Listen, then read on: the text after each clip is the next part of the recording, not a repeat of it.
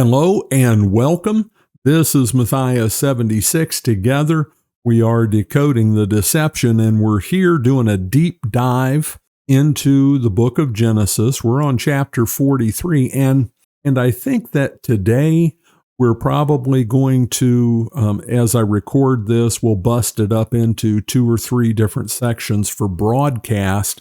So there definitely will be a part 2. There might be a part 3. Because this is a long narrative. I hate to break it up because it all goes together. So hopefully we'll be able to put out 1, 2, and if necessary, 3 all in one week so that you get all this content together and you don't have a long lag in between getting the section. So we are today in this section definitely going to cover chapter 43. And let's remember where we are here. You know, we've been working through this section about Joseph and his family ever since chapter 37, really into 36. This long narrative of Joseph being sold by his brothers into slavery in Egypt. And this all really comes to a head in what we're going to cover here in these next few chapters. And there's a lot of interesting stuff here that has real application to our understanding of the faith and our lives of faith. So let's jump in and move along. Now the famine was severe in the land, and it came to pass that when they had eaten up the grain which they had brought from Egypt, this is Jacob's clan, Joseph's brothers, that their father said to them, "Go back, buy us a little food." So they took the food back. They've gone through all that. Now, a little bit later on, we're going to see when Joseph reveals himself to his brothers that it is Joseph who is this master over Egypt. He's going to say the famine has been going on for 2 years. It still has 5 years to go. We'll call that out when we come to it. But it's just to emphasize, I'm bringing it up here, how severe this famine was. Nothing was growing. There was nothing to eat. When they go back here, we're only 2 years into this famine. This was a profound famine, shortage of food all over the Mediterranean world. But Judah spoke to him, Jacob, saying, "The man solemnly warned us, saying, 'You shall not see my face unless your brother is with you. If you send our brother with us, we will go down and buy you food. But if you will not send him, we will not go down. For the man said to us, you shall not see my face unless your brother is with you.'" Big thing happens here, and we could blow right past it and miss it. At this point, Judah assumes leadership over his brothers, definitely over his brothers. And we might even say bigger than that. He becomes the spokesman for the family, for the clan, and he's son number 4. Now remember, Judah, the tribe of Judah, is the tribe from which the Messiah will descend. The 3 brothers before him, Reuben, Simeon, and Levi, have been passed over, and now Judah is taking control. We'll delve into that more as we progress. The man solemnly warned us, and the language that's used here, this is like a legal threat. It's, warned. Yeah, warn. I warned my dog, don't do that. I would warn my kids. Sometimes they listened, sometimes they didn't. This isn't just warned. This is a legal threat. If you do it this way, there will be negative consequences. You need to do it that way. Powerful statement that is made here. They had to bring Benjamin with them. Because remember, Joseph is orchestrating all of this to test them out, to see, is Benjamin really alive? Are you telling me the truth, and have you changed? We can't forget that narrative that is the major strand that is woven through here. Judah is very bold. Now we read this, and again, because we're not in this patriarchal society. Patriarchal society, meaning dad is in charge. He is over the clan. He is king. He is judge. He is boss. He's all those things. That's the way the culture worked. And Judah says to him, if you send our brother with us, we will go down and buy food. But if you will not send him, we will not go down. Now, I looked and I didn't see in various commentaries and commentators, scholars, anybody commenting on this, but it strikes me a son would not talk to the patriarch this way under normal circumstances. Judah is being, at the very least, he's being very, very bold. And it could just have to do with his asserting authority within the family. I don't know. It just stands out to me. And remember, it's important to make clear, especially for me as a teacher, as a theologian, as a pastor, I'm telling you, it just strikes me. I'm not saying I can conclude absolutely anything from it, other than that it's very bold. That's a given. But might there be more involved in this with Judah's new role in the family? That could be. And we're going to see that role of Judah expand. He's going to expand it himself. And Israel, Jacob said, why did you deal so wrongfully with me as to tell the man whether you had still another brother? And Jacob, because of his life experience and things going wrong and bad things happening, we can look at many different instances, but just starting with Joseph, we can just pick it up there. He's inclined to interpret things as being a victim, what other people are doing to him. And that's kind of an interesting take on it, because what the brothers are going to say to him is very valid. They didn't do anything wrong. The guy asked a question. He was a powerful authority over all of Egypt. They were going to answer. Why would they suspect that this was going to happen? Verse 7, but they said, the man asked us pointedly about ourselves and our family, saying, is your father still alive? Have you another brother? And we told him, according to these words, could we possibly have known that he would say, bring your brother down? All very valid, all very valid. How could they know? But the way Jacob interprets it is because of his own life experience. And you and I, stepping out of the narrative here, you and I interpret things based on our own life experience. If we have been victimized, we view ourselves, we are prone, when the pressure is on and all the facades are stripped away, we're prone to interpret the actions in a way that makes us a victim. Okay. And that we could talk about that with other aspects of life experience and how they influence us. Then Judah said to his father, the brothers had spoken, but now Judah steps in, and pay careful attention to what he says. Send the lad with me, and we will arise and go, that we may live and not die, both we and you, and also our little ones. I myself will be surety for him. From my hand you shall require him. If I do not bring him back to you and set him before you, then let me bear the blame forever. For if we had not lingered, surely by now we would have returned the second time.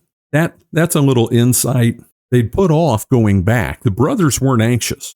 They knew they were running out of food. They can look at the food store. They know how much they're eating each day and do the math, right? Hey, we're running out of eggs. We only got 3 eggs left, and there are 4 of us to eat breakfast. We need to go to the store. They could see that, but they had put off talking to their father because they knew that this was going to have to be dealt with, okay? But look at what Judah says. I myself will be surety for him. From my hand you will require him. Now, I'm not going to go down into the particulars of Hebrew grammar and even more the exact phraseology and all of that. But the way this is stated is legal ease. It's legal talk, saying, I will be a surety for him. That's the language that you would say, I'll co-sign that thing with you or with him, so that if he doesn't pay it, it's on me. okay, legally. And then also the other phrase that's here, if there is a legal issue here, I stand in the dock for that. It'll be on me too, or entirely on me.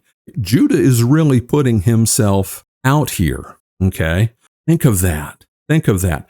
Thousands of years before the Messiah would come, his ancestor, Judah, the one from whose clan the Messiah would descend, and that hasn't even been announced. We don't get that till chapter 49, when Jacob is blessing them. He's saying, I'll take the guilt. I'll be the substitute. Put it on me. That's a foreshadowing. We can understand that as a foreshadowing of what Jesus does. Jesus goes and stands in the dock, the legal, where you're accused, for us. He takes it. He pays the price. You can't miss this stuff if you understand the terminology that's used. This isn't coincidental. This isn't coincidental. And no one could read it that way and understand it that way until Jesus had come and fulfilled his ministry and been the Savior, been the substitute, having made atonement, wiping the slate clean for everyone, having stood in the dock for us. It calls him the lad. He says, the lad. Now, the Hebrew here is the word for a young'un, a younger person. Now, Benjamin has to be at least in his late 20s, mid to late 20s, because Joseph's been in Egypt at this point for 28 years, something like that. If you factor in that you had the 7 good years, now we got the 7 bad years, and he was there 20 years before that. I'm not sure I've got the math right, but it's been a while. But he's the young one of the family, and the young one very often is always treated like the young one. And he was probably preserved in that role by his father because he'd lost Joseph. So he was doting all the more on Benjamin. And their father Israel, verse 11, said to them, if it must be so, then do this. Take some of the best fruits of the land in your vessels and carry down a present for the man, a little balm and a little honey, spices and myrrh, pistachio nuts and almonds.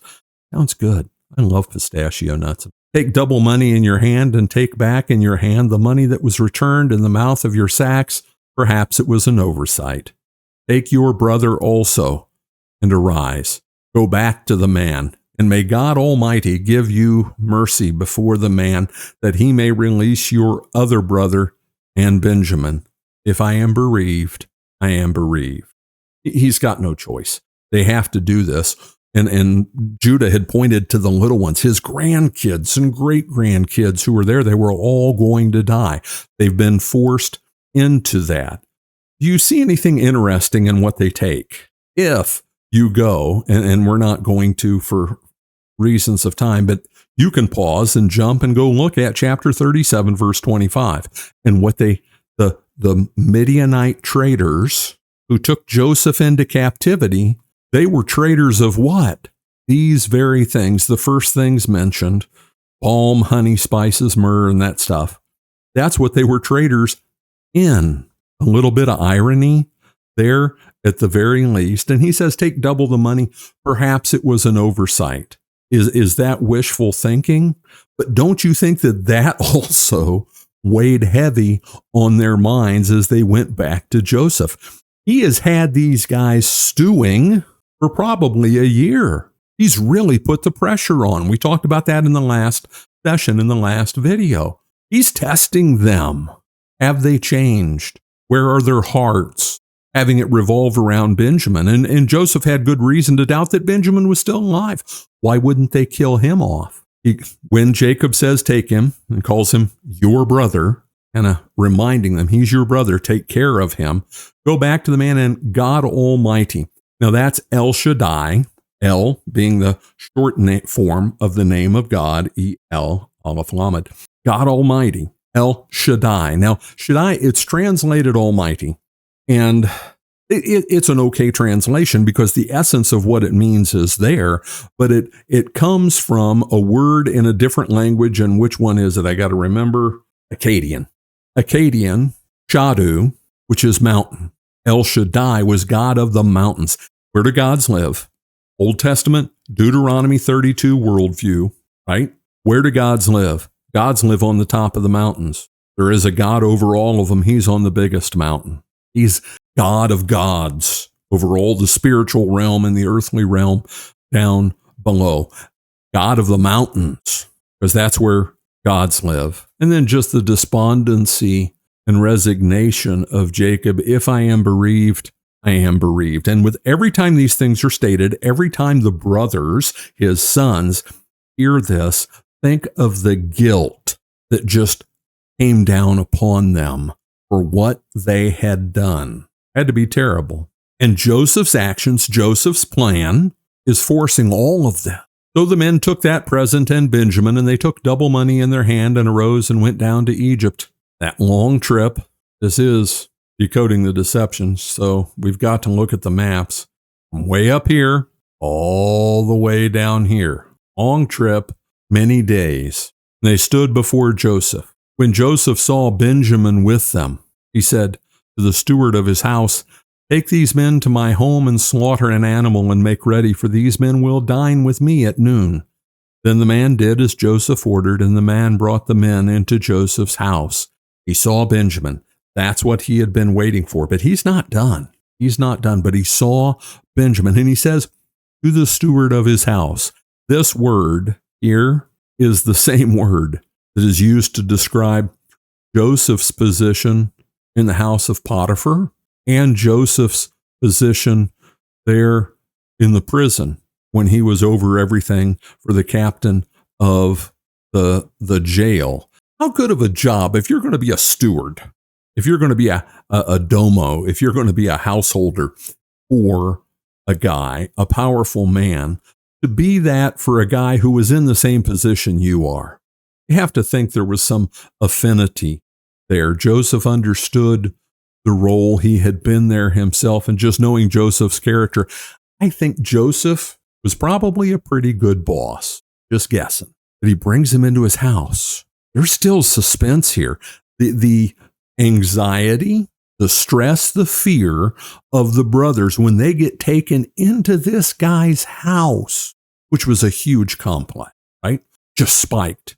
If the needle went to 10, it was already at 10 when they got there, because they've got to deal with the money thing. Now they're taken into the house like they can't get away. And the needle pushes up higher over the limit, on RPMs in a car. You're into the red zone here. You're in the red line. Now, the men were afraid because they were brought into Joseph's house, and they said, "It is because of the money which was returned in our sacks the first time that we are brought in, so that he may make a case against us and seize us, to take us as slaves with our donkeys." And again, this isn't just about them. The whole clan up there in Canaan, the whole clan is dependent on them. Without them, they will all die, all their children, all their grandchildren, everyone, their father. And they're being taken in, and they think they're going to be arrested. Joseph isn't a guy to cross. I mean, he's doing this with good intentions. Can you imagine if Joseph chose to act maliciously? He's just smart. He's capable. There is wisdom here. He knew what he was doing. When they drew near to the steward of Joseph's house, they talked with him at the door of the house and said, and they're pleading, "Oh, sir, we indeed came down the first time to buy food, but it happened when we came to the encampment that we opened our sacks, and there each man's money was in the mouth of his sack, our money in full weight. So we have brought it back in our hand, and we have brought down other money in our hands to buy food. We do not know who put our money in our sacks." Yet they were just racing as they said this. It was just spewing out. They're terrified. They're terrified. But he said, "Peace be with you." Sounds like when an angel appears. Don't be afraid. Peace be with you. Peace be with you. And do not be afraid. Your God and the God of your father has given you treasure in your sacks. I had your money. Then he brought Simeon out to them. Nothing counteracts fear like peace. You have nothing to be afraid of. And what is it he says? Your God and the God of your father. Now, do you think, and I've said things analogous to this with Daniel in Babylon many, many centuries later, do you think that Joseph would share his faith with the people in his household like this man who was his steward, the closest to him? And how does the guy say it? Your God and the God of your father. Doesn't that sound like the way a Hebrew would talk about God? The God of Abraham and the God of Isaac and the God of Jacob. Sounds similar. And he brings Simeon out to them. We've forgotten about Simeon. Heck, till I got to this point, I'd almost forgotten about Simeon. Simeon had been in the clink. He'd been locked up. And they bring Simeon out to him. Just another message of peace. Hopefully, you're all together. Either that or they're all going to be tried together. But this guy said, peace. You're okay. I had your money. It was intentional. You're okay. And now fear is replaced with just their heads spinning because they're trying to figure this out. In spite of the guy's message of peace, there's just so much going on here. Next level, they don't have a clue. So the man brought them into Joseph's house and gave them water, and they washed their feet, and he gave their donkeys feed. Then they made the present ready for Joseph's coming at noon, for they heard that he would eat bread there. I say this again and again. I'm not trying to sound like a broken record. I am attempting to make a point. We read this and we just pass right on looking for the next interesting thing that happens. And we do that because you weren't living in Egypt, in Canaan, in somewhere in the vicinity of 1800 BC. This is bizarre. Gave them water. That is to wash their feet. And they washed their feet. That is something you would do for honored guests. That wasn't something you would do for people who were foreigners, strangers, possibly going to be imprisoned. Just another thing that causes their heads to spin, because that's a message of peace and acceptance also. But we'd miss it. That's why we have to work. We have to make the effort to understand the worldview of the people in the text that we're reading. And we need to do that whether we're looking at the Civil War, whether we're looking at the Reformation in 1500. They thought differently than us. They did. Their mindset was different. Their world was different. Their culture was different. We have to make the effort if you really want to dive deep into the text. That doesn't mean that you have to know a whole bunch of ancient languages in order to do that. But you do need to avail yourself of resources, teachers, who will explain these things to you. And then the more you learn, you'll start to see things for yourself. And when Joseph came home, he was doing his, ruler of Egypt thing all day, and he's coming home for peanut butter and jelly and some potato chips, right? And when Joseph came home, they brought him the present which was in their hand into the house and bowed down before him to the earth. Then he asked them about their well-being and said, "Is your father well? The old man of whom you spoke, is he still alive?" They brought him the present. And that present, I meant to say that before, and I do not believe that I did.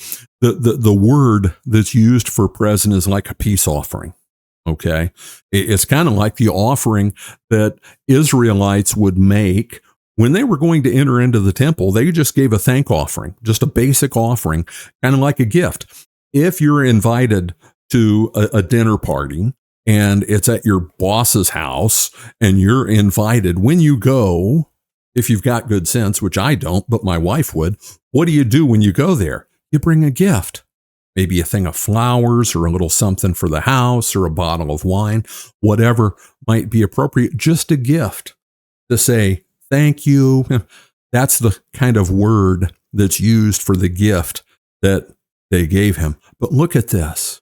They bowed down before him to the earth. Now, I'm not going to go through them all, but you can look over here. All of these are references to bowing in the account of Joseph. And remember how all this started. Joseph had a dream. He had that daggone coat, but he also had a dream, 2 dreams. And in that dream, what happens? They all bow down before him. Their sheaves bow down to his sheaf. And then the sun, the moon, and the 11 stars, they bowed down to him as well. And you can bet that every time that happened, Joseph didn't miss it. And what did he do? First thing, he could see Benjamin was with him. But first thing, is your father well? The old man of whom you spoke, is he still alive? Because when people are really old, and Jacob was seriously old at this point in time, they can go any time. So in the intervening year that they had been gone, it could well have been that Jacob had passed away. And Joseph would not have known that. But he's always concerned about others. He's always concerned about his father and Benjamin. We just see his heart in these things. And they answered, your servant, our father, is in good health. He is still alive. And they bowed their heads down and prostrated themselves. You can bow your head, and then there's prostrating yourself, meaning all the way down, on the ground, on your knees, laid out, hands out, head down, really bowing down to him. Then he lifted his eyes and saw his brother Benjamin. Not that he hadn't noticed him before, but now he's focusing on him. And remember, he's still playing this role. He is playing the role that is his new life, the life into which he was forced by their actions, but it was God's hand. And we'll get to that in a big way. It was God's plan, but it was brought about by their sinful actions. Think about that. God can achieve his plan through the sinful actions, even of his children, even of his 12 tribes. Then he lifted his eyes and saw his brother Benjamin, his mother's son. Remember, there were 4 moms of all these brothers, and said, is this your younger brother of whom you spoke to me? And he said, God be gracious to you, my son. Now his heart yearned for his brother. So Joseph made haste and brought and sought somewhere to weep. And he went into his chamber and wept there. Then he washed his face and came out, and he restrained himself and said, serve the bread. So he's got this, he's still using an interpreter. Remember, they don't know he speaks Hebrew. So all of this stuff is through an interpreter, which helps maintain this facade that isn't a facade. It's the first kind word he said. In all this interaction, he's been direct with them. He has been this man of authority, this intimidating figure. And finally, a kind word, and it is to Benjamin. And that's part of the plan. It's part of the test. And we'll see why. His heart yearned for his brother. Now, this is an interesting expression. His heart yearned for his brother. What does that mean? I mean, we read that in English. His heart yearned for his brother. And okay, we know yearn is the word we use a lot. There are a lot of words don't use often. But the expression, this exact expression, it's the same phrase that's used in 1 Kings 3:26, which is Solomon and divide the baby. And if you're not familiar with that, I'll give you a quick recap. It's 1 Kings 3:26. You can go read 1 Kings 3. It was something early on in the reign of Solomon, the son of David, the wisest man who ever lived, that showed his wisdom. 2 women, they had kids, and they were probably prostitutes. They had kids, they lived together, and at night, as they were sleeping with their children, the one mom kind of rolled over on her baby and it suffocated. She switched babies with the other woman. Now, who would know whose baby's whose except these 2? And they came before Solomon, and they were arguing, no, the child's mine, no, the child's mine. And Solomon looked at him, and he said, because nobody could know which child was whose. It's a little infant. He looked at it and said, cut the baby in half, give half to her and half to her. And the hard-hearted soul who had swapped children said, fine, good with me. Nobody will have him. And the mother of the child said, please, her heart yearned for her child. And she said, let her have him, let her have him. And Solomon said, the child's hers, give it to her. And everybody was blown away. He was so wise. The wisdom there isn't the point, the heart yearning. That picture of that mother thinking her child was going to be chopped in half in front of her, which Solomon had no intention of doing. He knew what would happen because he was wise. That yearning, that's what it's saying Joseph's heart was doing for Benjamin. Decades it had been. So he left the room kept his composure, left the room and wept. He had to. He couldn't maintain it anymore. Then he comes back in, and they wouldn't know why he left. He's this powerful figure in a culture with which they weren't all that familiar. Come, go, whatever. They weren't going to question it, the brothers. He comes back out and says, serve the food.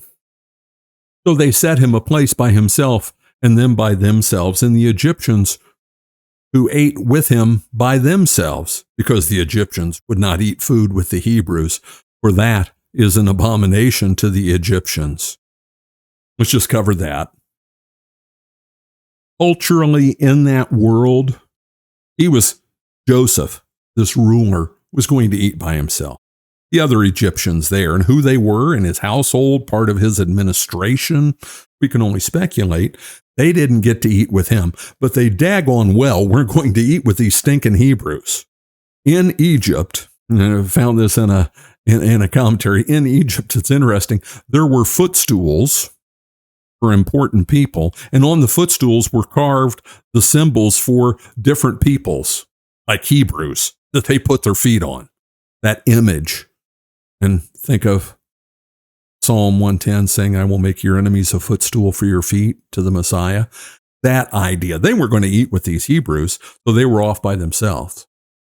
We're still eating in the presence of these mighty people and that mighty ruler. And they sat before him, the firstborn according to his birthright and the youngest according to his youth. And the men looked in astonishment at one another. He had them ushered in and set down according to their age. And they still don't know who he is. Their heads were spinning all the more.